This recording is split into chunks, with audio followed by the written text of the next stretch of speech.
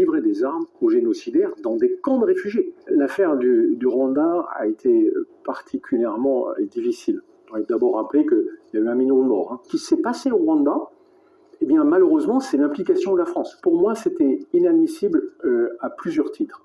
Le premier, c'est que politiquement, c'est à la société française de décider ce qu'elle doit faire ou ne pas faire. Pour moi, l'Élysée n'a pas le droit d'imposer une opération qu'elle a cachée aux Français. Il y a un deuxième sujet, c'est le fait qu'à l'Élysée, on puisse prendre des décisions sans contre-pouvoir. On voit bien qu'il y a une toute petite institution qui s'est arrogé le droit quasiment de vie ou de mort dans un drame majeur. C'est un crime contre l'humanité, un génocide, mais sans avoir de compte à rendre. Il aurait dû y avoir un débat en France, dire mais qu'est-ce qu'on fait au Rwanda?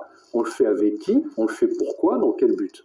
On a tout écrasé à l'époque sous le fait que la France avait obtenu un mandat de l'ONU, qu'elle n'a d'ailleurs jamais respecté, puisqu'elle devait être neutre, alors que moi j'ai vu l'armée française livrer des armes aux génocidaires dans des camps de réfugiés, alors qu'on était sous mandat humanitaire. Mes camarades ne l'ont pas fait parce que ça leur a pris comme ça un matin.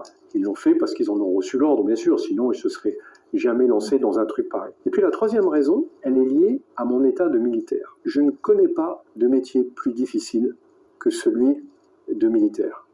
Et j'ai eu honte de me dire que j'avais été instrumentalisé pour non pas protéger les gens, mais pour aider des génocidaires.